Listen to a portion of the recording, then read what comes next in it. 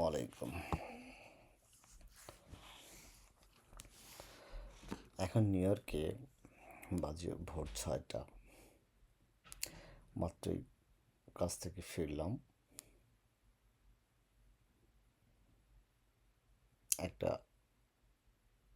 Social মিডিয়াতে একটা খবর বেশ ভাইরাল হয়েছে।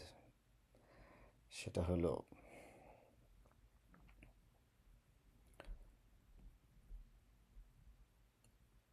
মাননীয় সাবেক প্রধানমন্ত্রী খালেদা জিয়ার জানাজায় একজন লোককে মব লিঞ্চিং করে হত্যা করা হয়েছে। বাংলাদেশে এখন মানুষ মারা যাওয়ার জন্য অপরাধী হতে হয় না, শুধু ভুল দল করলেই যথেষ্ট। বিএনপি সভানেত্রী, বাংলাদেশের প্রথম মহিলা প্রধানমন্ত্রী, যাকে বেগম রোকেয়ার পরে নারী জাগরণের দ্বিতীয় অগ্রদূত বলা যায়, সেই বেগম খালেদা জিয়ার জানাজায় একজন মানুষকে মব করে পিটিয়ে হত্যা করা হলো। শোনা যাচ্ছে হত্যাকারী নাকি আওয়ামী লীগ করত, মানে যে হত্যা হয়েছে সে নাকি আওয়ামী লীগ করত। এই জন্য বিএনপি নেতা কর্মীরা তাকে মব করে হত্যা করেছে। আমার কাছে স্পষ্ট, যারা তাকে হত্যা করেছে তারা বিএনপির নেতাকর্মী হতে পারে না, তারা কোনো রাজনৈতিক দলের নেতাকর্মী হতে পারে না, তারা শুধুই দুর্বৃত্ত।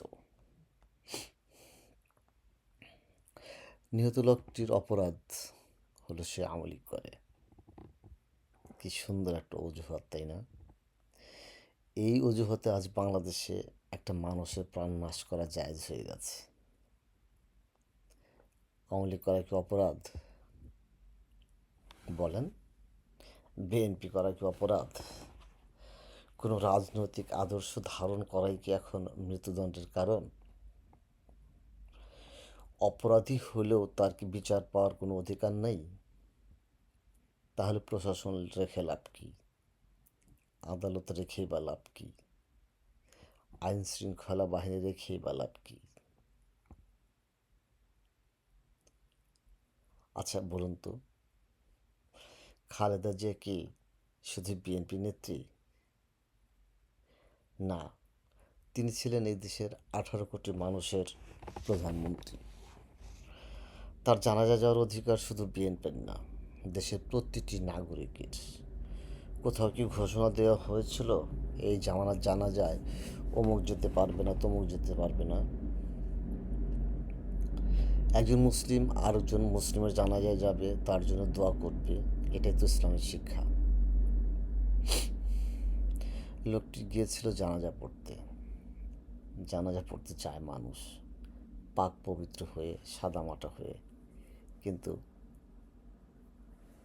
তাকে সেখানে হত্যা করা হলো। একটি জানাজায় গিয়ে আরেকটি জানাজার ব্যবস্থা করা হলো। এটা ইসলাম? এটা কি ইসলামের শিক্ষা?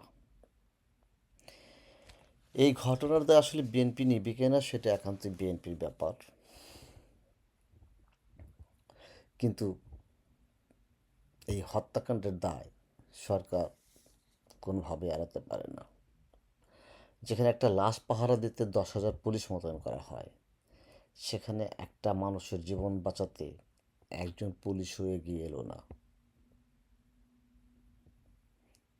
আজ রাষ্ট্রের কাছে মৃত মানুষের দাম জীবিত মানুষের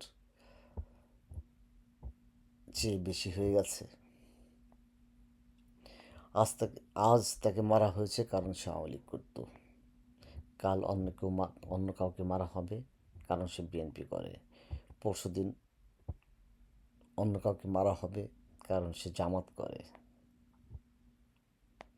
এভাবে চলতে থাকলে শেষ পর্যন্ত আমরা কেউ নিরাপদ থাকব না। মনে রাখবেন, দুর্বৃত্তদের কোনো দল নাই, দুর্বৃত্তদের রুখতে হবে, এটা রাষ্ট্রের দরকার। আজকে এই লোককে হত্যা করার পরে যারা সোশ্যাল মিডিয়াতে হাহা করছেন, রিয়াক্ট দিচ্ছেন, মনে রাখবেন আজকে তাকে হত্যা করা হয়েছে, কালকে আপনাকে আমাকে হত্যা করা হবে। কাজেই যার যেখান থেকে যতটুকু সম্ভব প্রতিবাদ করুন। একটা মানুষের জীবন এভাবে মব করে হত্যা করা হবে, নিয়ে নেওয়া হবে, এটা পৃথিবীর কোনো সভ্য জগতেই, সভ্য দেশেই হতে পারে না। সবাই ভালো থাকবেন, পারলে আমার এই ভিডিওটি শেয়ার করে দেবেন। Thank you.